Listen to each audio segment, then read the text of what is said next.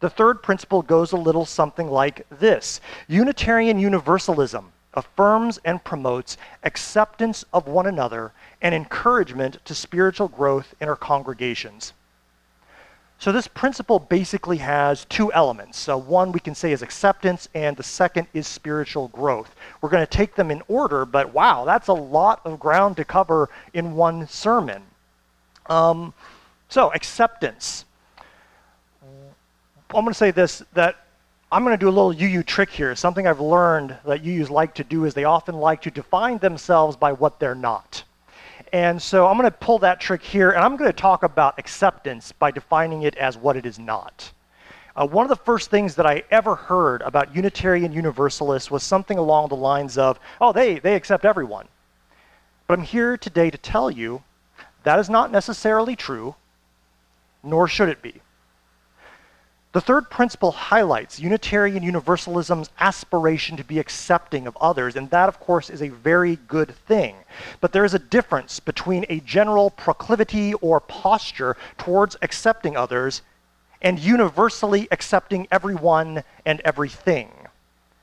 Personally, I think the confusion stems from the term universalism itself, and that is because most people, including many UUs, don't really understand what universalism actually is, either theologically or historically.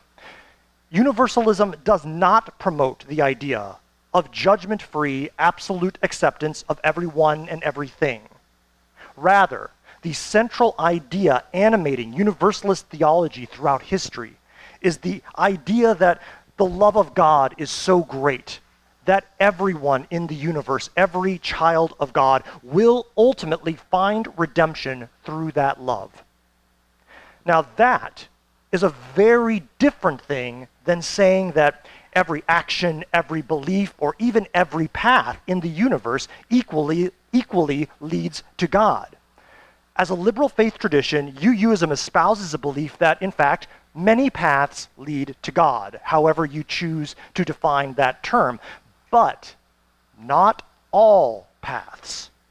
Clearly, Unitarian Universalism does not accept everyone. UU congregations don't accept Nazis. They don't accept Klansmen. They don't accept chronic and unrepentant child abusers. The list could go on and on and on and on. In short, Unitarian Universalism has no requirement to accept people who refuse to live by the values of its covenants. Now, if I were feeling particularly cynical this morning, I might completely write off acceptance as a core Unitarian Universalist principle, were I to be so cynical.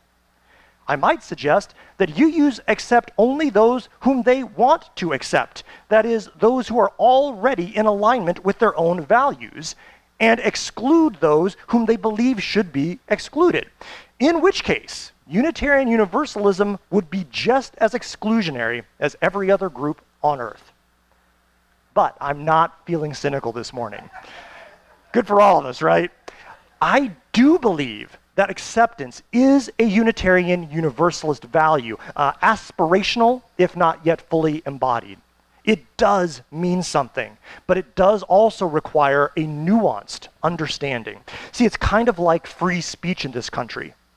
The United States values free speech, so much so that we have enshrined the right to free speech in the hallowed First Amendment of our Constitution. And it is fair to say that our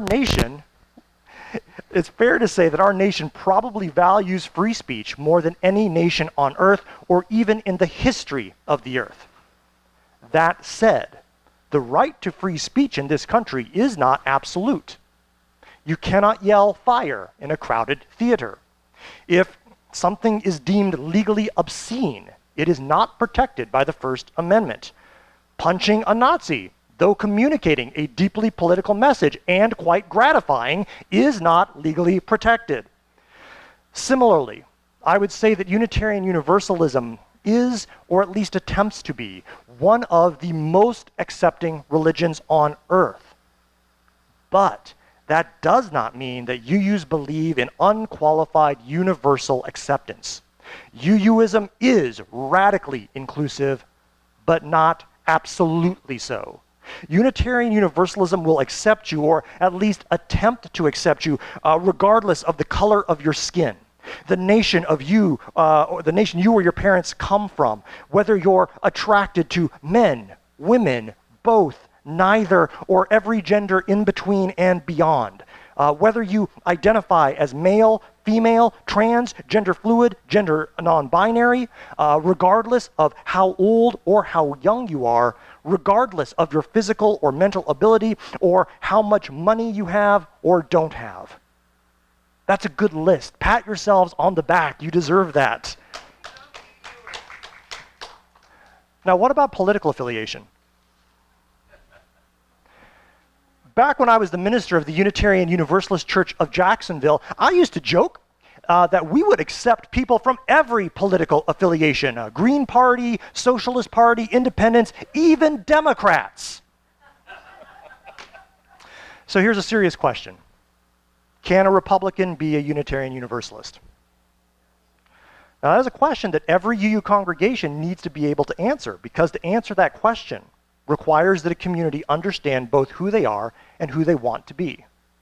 As a general rule, I think communities are strengthened by reasonable and compassionate diversity of thought and belief. But things like diversity of thought and belief, things like dialogue, things like compromise, they only work when the dissent is reasonable and compassionate. But when one side stakes out a position that is neither reasonable nor compassionate, then diversity of thought and belief, dialogue, and compromise, instead of being tools of democracy and freedom, become tools of oppression. For example, there are some who hold the position that Jews aren't people. Those of us who believe that Jews are in fact people, we cannot compromise by saying, well, let us agree then that a Jew is at least half a person. We do not respond to absurd and morally repugnant ideas with compromise and dialogue. We respond with fierce resistance.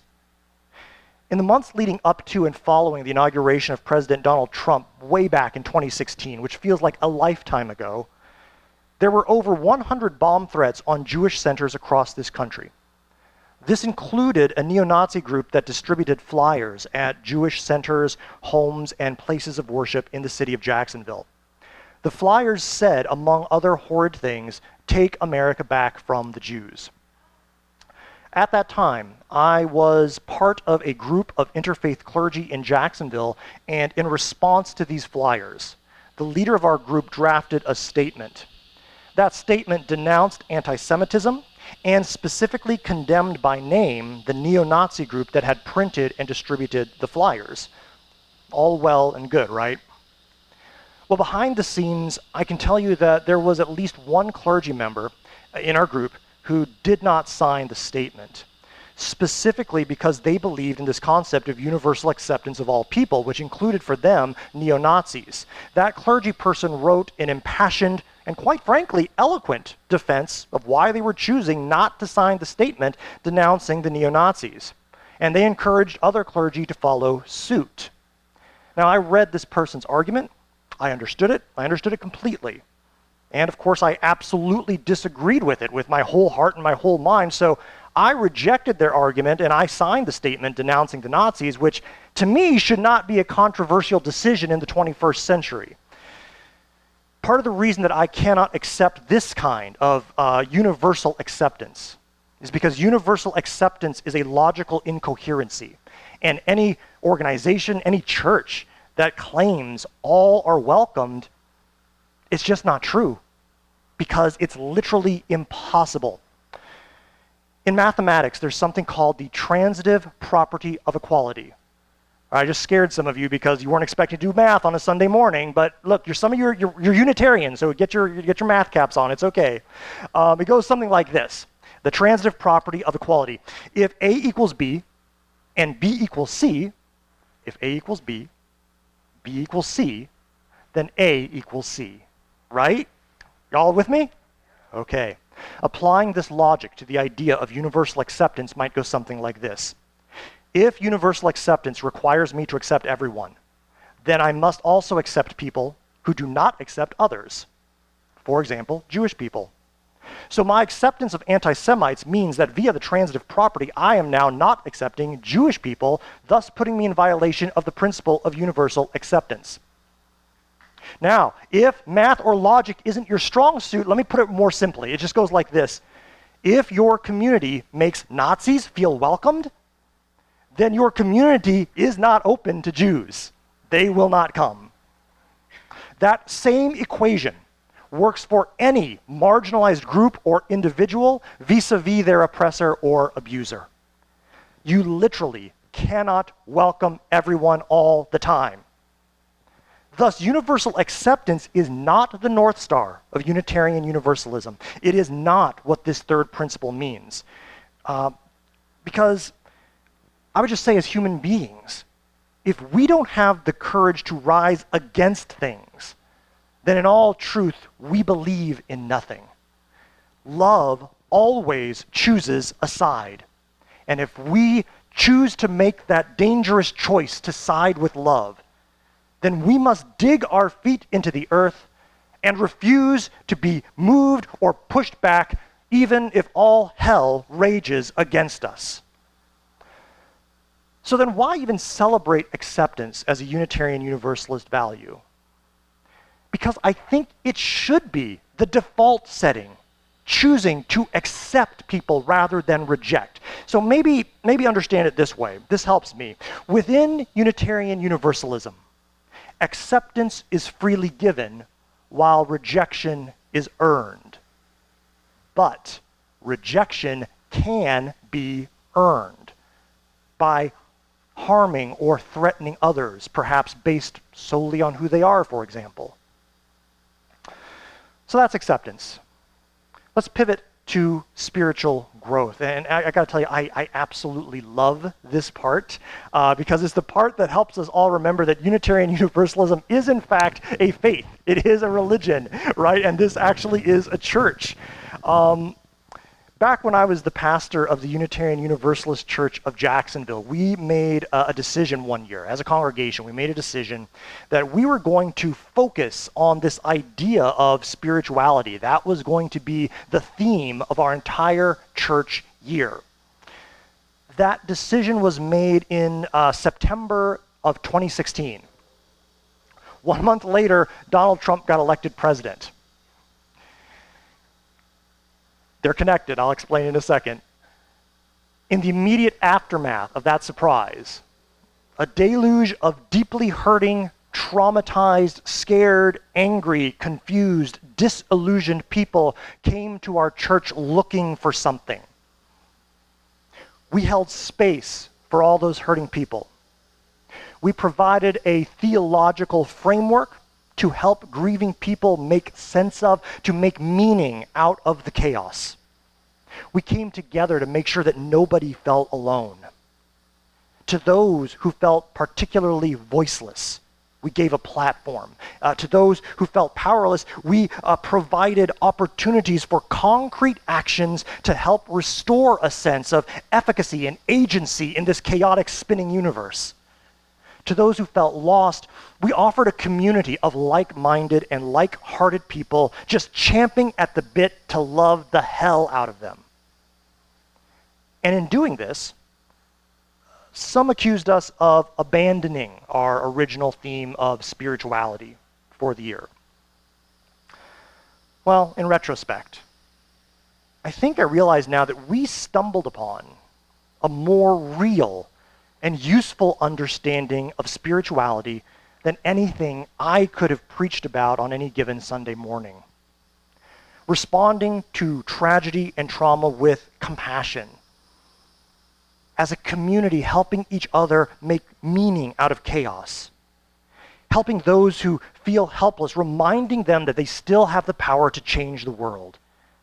I believe that these were and are deeply religious, deeply spiritual acts and practices, probably more religious and spiritual than me delivering a 5-part sermon series on how many angels can dance on the head of a pin. So I share all of this with you to note that the results of that 2016 election and the 5 years that have since passed, they significantly altered my understanding of the definition and role of spirituality in our personal and collective lives.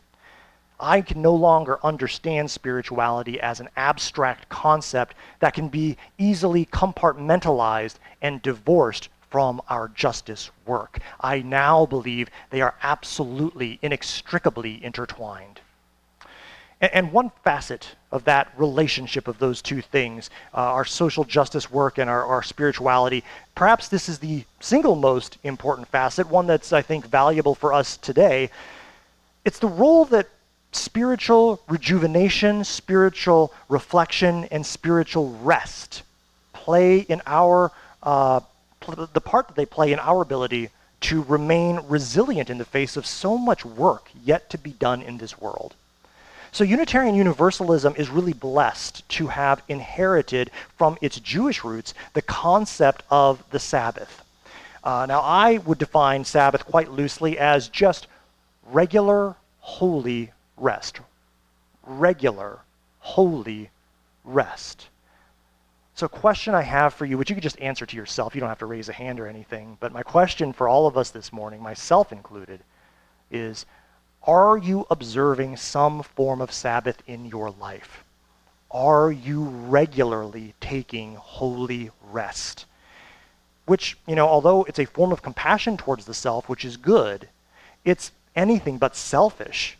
Not only does regular rest honor our own inherent worth and dignity, it actually helps us collectively accomplish our larger goals of repairing and remaking the world. Satirist, activist, and street graffiti artist Banksy once said, "If you get tired, learn to rest, not to quit."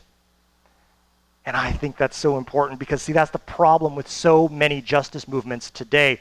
People tend to just quit and give up completely rather than take that regular rest, which is a discipline to take that rest. And none of us can afford anyone to quit at this time. So please, I am begging each of you, if you are not already doing it, find a way to take that Sabbath. Find a way to take that regular, holy rest. And as I begin to close today, I'll share one practice of rest that I like to engage in, if that's okay, and I can share that with all of you. A specific thing that I like to do to force myself to rest when I'm too busy not to is to read poetry. Yeah, and that's right, I want to be clear. There are days when I'm too busy not to read a poem. Because see what poetry does, reading poetry, it forces you to slow down. It forces you to savor the texture and flavor of words and phrases. So as we prepare to close this morning in an act of pure, bare-naked, self-focused spirituality, I would like to read a poem with you. And it happens to be a poem of gratitude, because I also believe that gratitude lies at the heart of all spirituality. This is a poem by E.E. Cummings, and I absolutely love this poem. I love it so hard, and as luck would have it, it's actually not luck, Cummings was a UU, proto-UU. As luck would have it, this poem actually appears as a prayer in our gray hymnal. So if you've got a copy still handy, you don't have to have it, but if you've got one and you'd like to follow along, I would invite you to open up your hymnal to number 504. Number 504. And once you get there, one thing you'll immediately notice if you look at the bottom right corner of the book, this poem appears in the section of the hymnal called Prayers. So if you are a UU who chooses to make use of prayer as a spiritual practice, then I would invite you, as we read this poem, to make this your prayer today, the prayer of your heart this morning, to whomever or whatever you call God. I thank you, God, for most this amazing day, for the leaping greenly spirits of trees and a blue true dream of sky, and for everything which is natural, which is infinite, which is yes. I, who have died, I'm alive again today. And this is the Son's birthday. This is the birthday of life and of love and wings and of the gay, great, happening, illimitably earth. How should tasting, touching, hearing, seeing, breathing, any lifted from the no of all nothing, human merely being, doubt unimaginable you? Now the ears of my ears awake, and now the eyes of my eyes are opened. Amen, and blessed be.